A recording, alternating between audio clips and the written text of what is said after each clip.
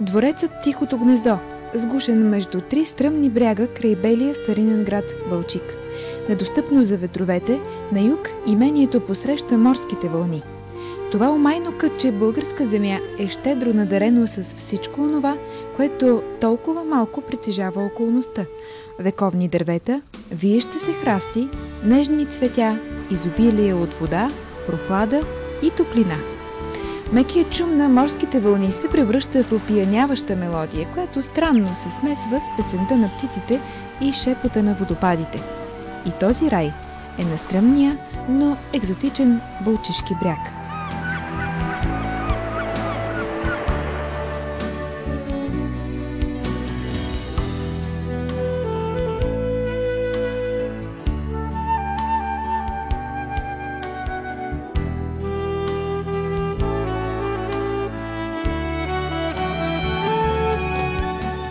Историята на град Балчик започва далеч назад в хилядолетията преди Христа.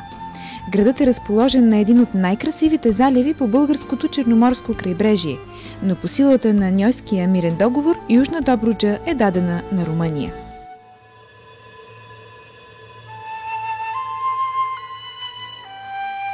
Годината е 1924. Кралицата на Румъния, Мария Румънска, се влюбва от пръв поглед в малкото късче българска земя, разположено на брега на Черно море. Местността, където е разположен двореца, е била открита от кралицата при едно от нейните пътувания. 47-годишната аристократка, внучка на английската кралица Виктория и на руския император Александър II, била пленена от тази частица българска земя, която се криела между Балчишките скали и морето. Частица от рая.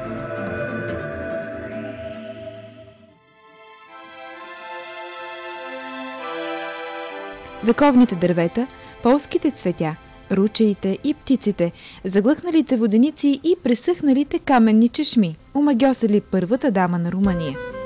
Така започва градежът на лятното мечтание на Мария Румънска. Тенха Юва, Тихото гнездо. Благородната дама бързо усетила ненатрапчивата романтика на този български кът, който деликатно излъчва спокойствие, чистота и интимност. Построеният от кралицата дворец привлича много от представителите на румънската буржуазия, която построява множество вили, прекарва се електричество, строи се и летище и Балчик се превръща в курортен град. И за днешния посетител на двореца, разходката из неговите потайности е истинско приключение.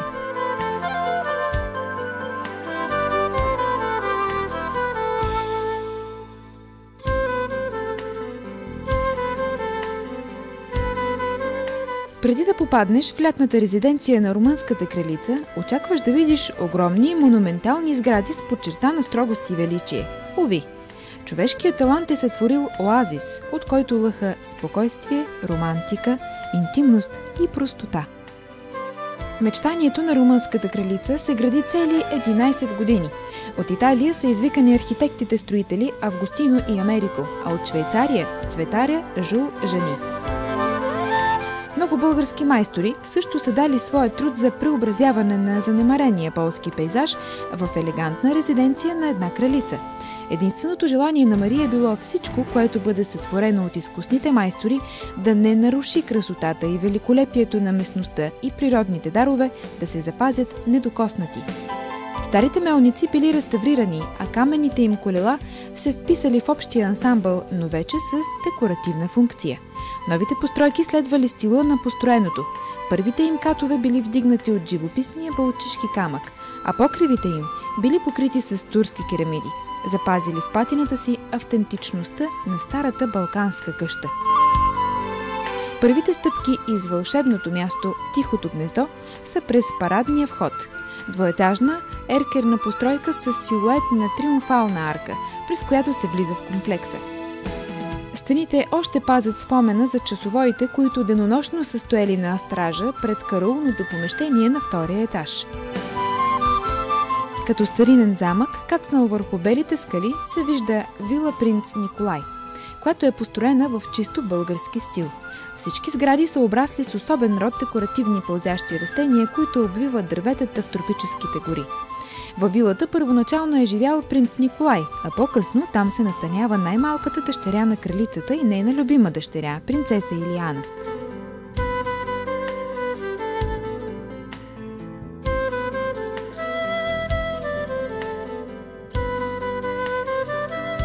Една от най-внушителните сгради е самият палат на кралица Мария, построен в ориенталски стил. Попаднеш ли в тази обстановка, си представяш, че си попаднал в някакъв вълшебен замък от приказките на 1001 нощ. От голямата зала се откриват чудни гледки, накъдето и да се насочи погледа ви. Тук Мария Румънска е приемала само най-приближените хора от свитата си. От това време са запазени писалище, старинен гардероб, часовник замрял във времето.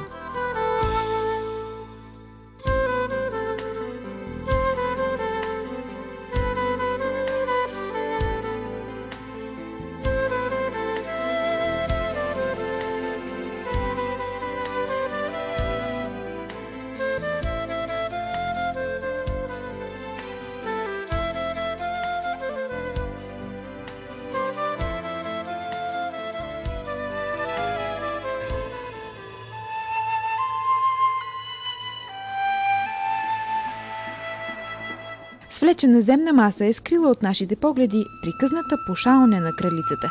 В този салон кралицата винаги е идвала облечена в ориенталски стил. Нощем пошалнята добивала очарованието на магическо място. Стените фосфорицирали на електрическото осветление. Специални акустични приспособления позволявали да се подслушват и най-тихите и галантни разговори между дамите и техните ухажори. Пошалнята е била любимо място за срещи и разговори на кралицата с тайния ухажор Али, разказва една от придворните дами. Арабинът Али бил интелигентен и с европейски дрехи. Прислугата виждала двамата да яздят из градините на двореца. При вечер се отегляли в пошалнята, където кралицата, Али и гостите им пушали с наргилета различни благовонни треви.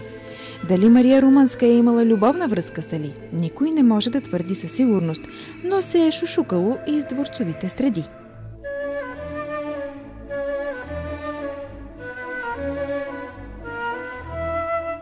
Магьосникът, създал неповторимия парк на двореца, е швейцарецът Жул Жани, архитект и главен градинар. До революцията той е бил главен градинар на руския император Николай II, като се грижил за парковете на дворците в царско село край Петербург. Богатият му опит, въображението и майсторството му помагат да изпълни блестящо за ръките на кралицата и да реализира романтичната й мечта – да допълни, без да изменя видимо природата на това очарователно място. В края на малка алея до вила Сюита, на малка мраморна плоча, кралицата е изразила благодарността си към майстора с думите на Жул Жани, който осъществи мечтите ми с тази градина.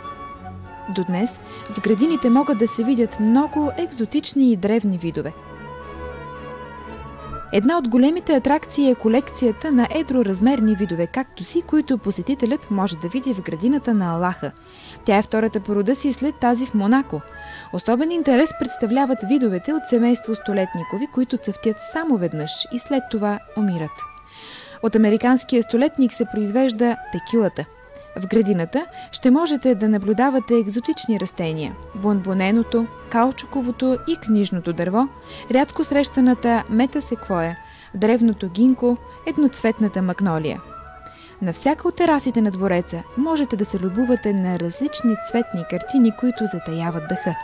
В парка се среща и едноцветната вечно зелена магнолия, която цъфти през юни-юли. Особено впечатляваща е и гледката на примамливите едри цветове на водната лилия, което е за ценителите на природната красота. В розариума се отглеждат 80 сорта хибридни рози. България е един от двата района, в които се произвежда розовото масло. А българската роза е световно известна заради високото качество на розовото масло. За производството на 1 грам от него са необходими около 1400 цвята. Едно от най-интересните места в парка е моста на въздишките, любимо място на кралицата. Мостът е копие на съществуващия в Венеция. Разликата е, че въздишките във Венеция са тежки предсмъртни, а който застане на моста в Балчишкия дворец, може да въздиша само докато мечтае, гледайки прелестните картини, които се откриват пред него. Около 20 метра височина се сипят бистри прозрачни води, които, огряни от летните слънчеви лъчи, изглеждат като че ли се разсипва разтопено сребро. За мнозина от посетителите на двореца, сътвореното тук се приема просто като кралски каприз. От пръв поглед се вижда стълпотворение на различни религиозни и митологични сюжети – джамия, православен параклис, римско-арабска капалня-павилион, мраморни медальони с митологически персонажи по чешмите. Нищо обаче в кралската лятна резиденция не е случайно.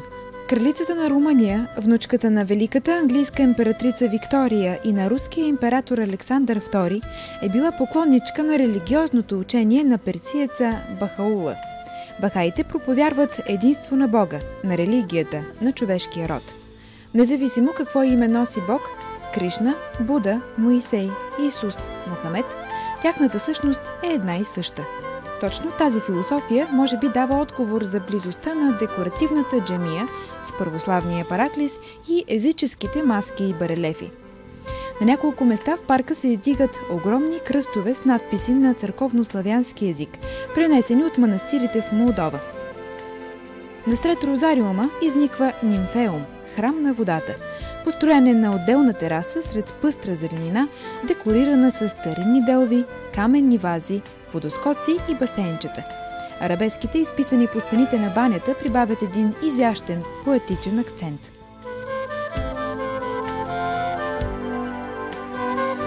Наред с неподправената романтика, днес в двореца можете да опитате вкусни български ястия в ресторантите Корона и Воденицата. Сред пъстрата картина можете да изпиете коктейл или следобедното кафе в сладкарница Магнолия и бар Лилия. Двореца е привлекателно място и за почивка. В реконструираните вили се предлагат отлични условия за отдих. 9 апартамента и 38 стаи са на ваше разположение през цялата година.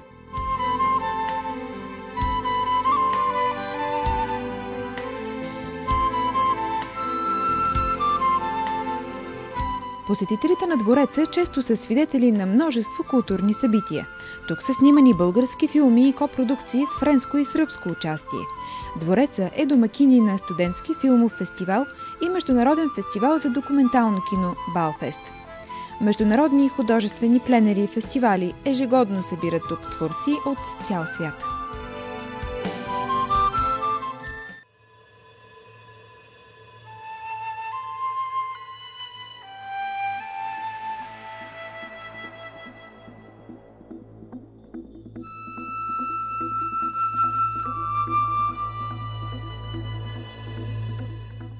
Дворецът е бил любимо място за голяма част от буржуазията на Румъния.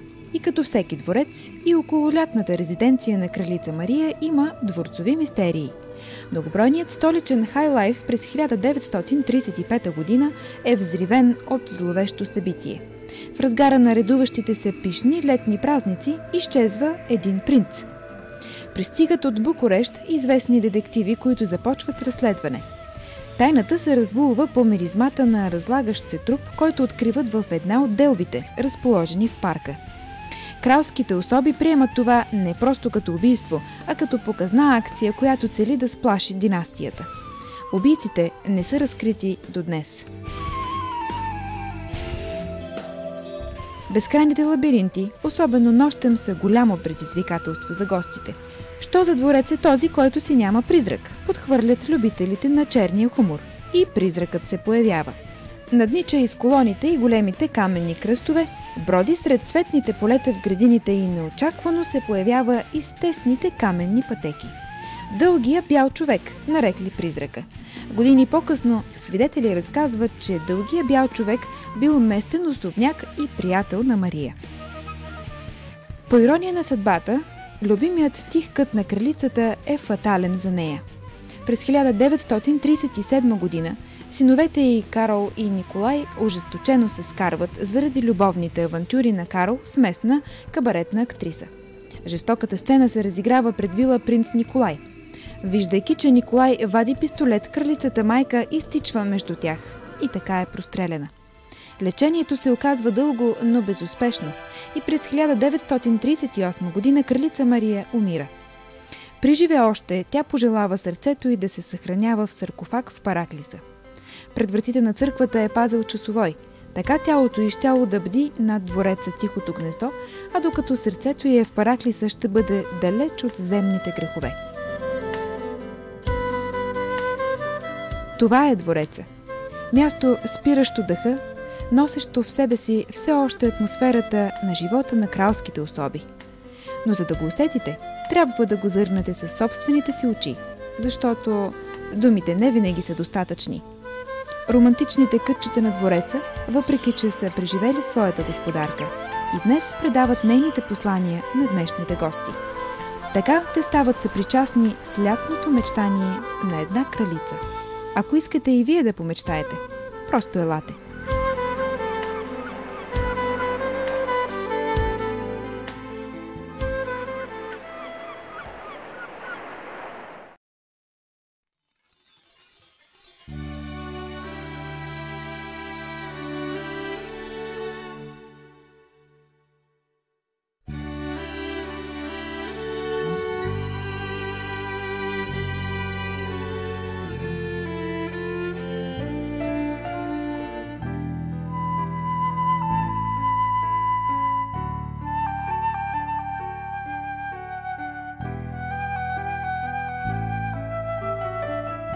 Das Schloss Stilles Nest erstreckt sich auf 3 steilen Ufer bei der weißen altertümlichen Stadt Baltschik. Unzugänglich für die Winde empfängt das Landsgut im Süden die Meereswellen. Dieses zauberhafte Stück bulgarische Land ist üppig mit allem beschenkt, was die Umgebung besitzt. Uralte Bäume, schlängelnde Sträucher, zärtliche Blumen, eine Üppigkeit von Wasser, Kühle und Wärme. Das milde Rauschen der Meereswellen verwandelt sich in eine bezaubernde Melodie, die sich eigenartig mit dem Lied der Vögel und das Gemurmel der Wasserfälle vermischt. Und dieses Paradies liegt am steilen, aber exotischen Ufer der Stadt Baltschik.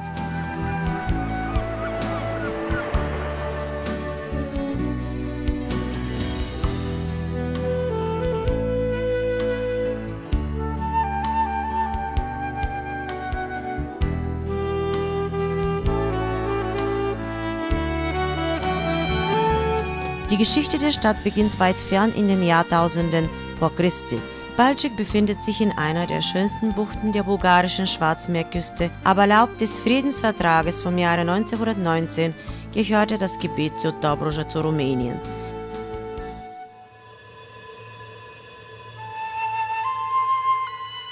Das Jahr ist 1924. Die Königin von Rumänien, Maria, verliebt sich auf den ersten Blick in dieses kleine Stückchen Land, das am Ufer der Schwarzmeerküste liegt. Die Umgebung, wo das Schloss liegt, ist von der Königin bei einer ihrer Reisen entdeckt. Die 47-jährige Aristokratin, Enkelin von der englischen Königin Victoria und des russischen Imperators Alexander II., wurde von diesem Stückchen bulgarischen Landes bezaubert, das sich hinter den Felsen von Baltschik und dem Meer versteckt hat. Ein Teil vom Paradies.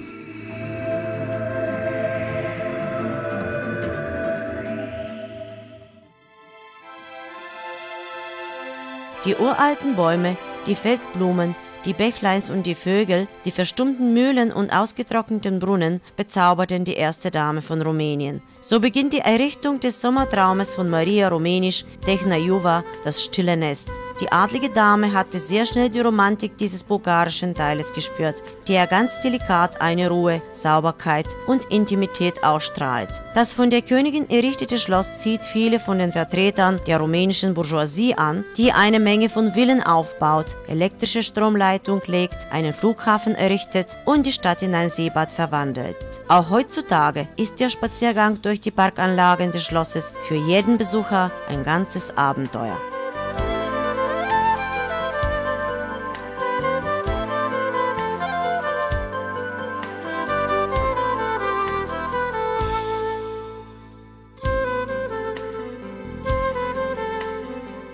Bevor man die Sommerresidenz der rumänischen Königin besucht, erwartet man mächtige monumentale Gebäude mit einer unterstrichenen Strenge und Majestät zu sehen. Leider ist das nicht so. Das menschliche Talent hat eine Oase geschaffen, von dem Stille, Romantik, Intimität und Schlichtheit strömen. Der Traum der rumänischen Königin wurde 11 Jahre lang errichtet. Es wurden eine Menge von Architekten und Fachleuten von der ganzen Welt eingeladen. Von Italien die Bauer Augustin und Americo, von der Schweiz der Florist Giugiani. Viele bulgarische Meister haben an diesem Projekt auch gearbeitet und sich Mühe gegeben, diese verwüstete Landschaft in eine elegante Residenz für die Königin zu verwandeln.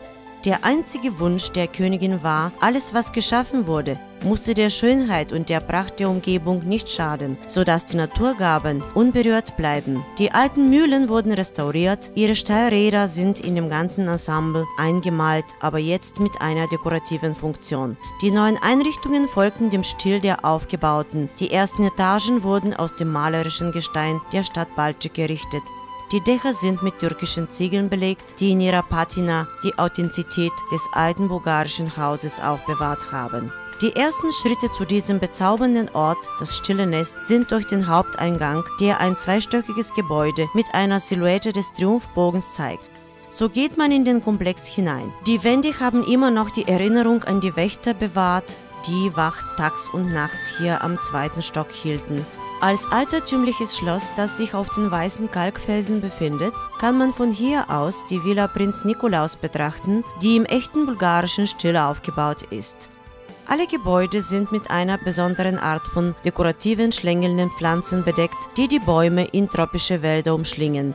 In der Villa hat zuerst der Prinz Nikolaus gelebt, später lässt sich hier die jüngste Tochter der Königin, ihr Lieblingskind, Prinzessin Iliana.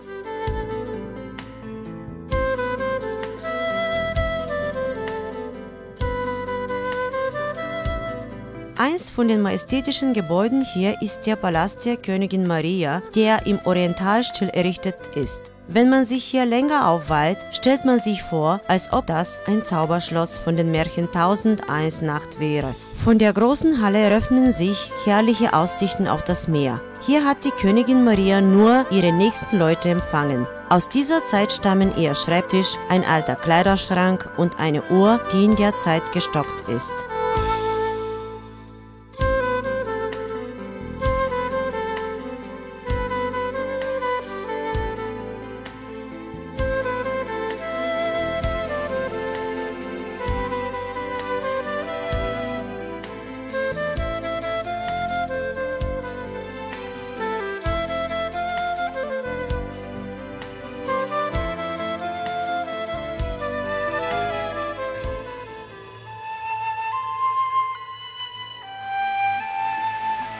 Die heruntergefallene Erdemasse hat von unseren Blicken der märchenhafte Rauchersaal der Königin versteckt. Diesen Salon hat die Königin immer in einer orientalischen Kleidung angezogen besucht. In der Nacht wurde der Rauchersaal in eine magische Stätte verwandelt. Die Wände glänzten durch den Phosphor von der elektrischen Beleuchtung. Spezielle akustische Mechanismen erlaubten sogar die leisesten Gespräche zwischen den Damen und ihren Liebhabern zu belauschen. Der Rauchersaal war die Lieblingsstelle der Königin für ihre Gespräche mit dem Liebhaber Ali, erzählt eine von den adligen Damen. Der Araber Ali war intelligent und europäisch angekleidet. Die Bedienung des Schlosses beobachtete die beiden oft durch den Garten reiten. Abends gingen sie zusammen in den Rauchersaal, wo die Königin, Ali und die Gäste verschiedene wohlriechende Gräser mit Nargileh rauchten. Ob die rumänische Königin eine Liebesbeziehung mit Ali hatte, kann keiner mit Sicherheit behaupten, aber die Adligen haben oft darum gestritten.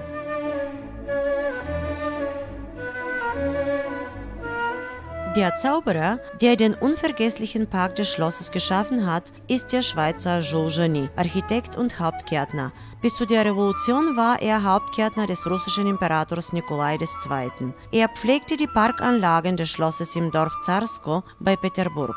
Seine reiche Erfahrung, Fantasie und Meisterschaft haben ihm dabei geholfen, den Auftrag der Königin glänzend zu erfüllen und ihren romantischen Traum zu realisieren. Die Natur dieses zauberhaften Ortes sichtbar zu bereichern, ohne sie zu verändern. Am Ende einer kleinen Allee in der Nähe von der Villa Suite hat die Königin ihre Dankbarkeit zu diesem Meister auf einer Marmorplatte mit den Worten an Giugiani, der meinen Traum mit diesem Garten in Erfüllung gebracht hatte, ausgedrückt.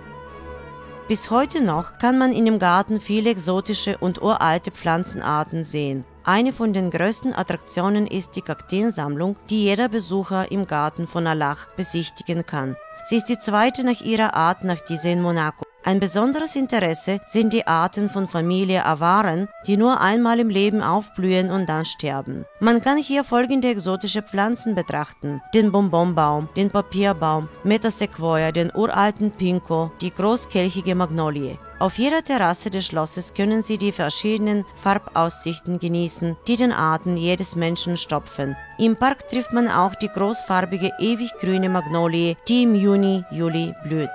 Besonders beeindruckend und anziehend ist die Aussicht mit den lockenden Farben der Wasserlilie, die für die Naturkenner der Schönheit sehr faszinierend ist.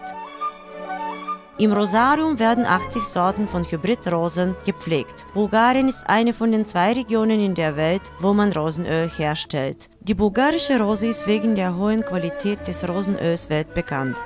Für die Produktion von 1 Gramm Rosenöl braucht man ungefähr 1400 Kelche. Eine von den interessantesten Städten im Park ist die Brücke der Seufzer, Lieblingsstätte der Königin. Die Brücke ist eine Kopie der existierenden Brücke in Venedig. Der Unterschied besteht darin, dass die Seufzer in Venedig schwer und vor dem Tode hier verweilten, während man hier seufzte, indem man nur träumte und die herrlichen Bilder betrachtete und genoss. Von ca. 20 Metern Höhe fließen saubere, klare Gewässer, die von Sommersonnenstrahlen beleuchtet sind, und jedem scheint es, als ob jemand zerschmolzenes Silber von oben ausschüttet. Für mehrere Besucher wird das hier im Schloss Geschaffene als eine Königslaune empfunden. Auf den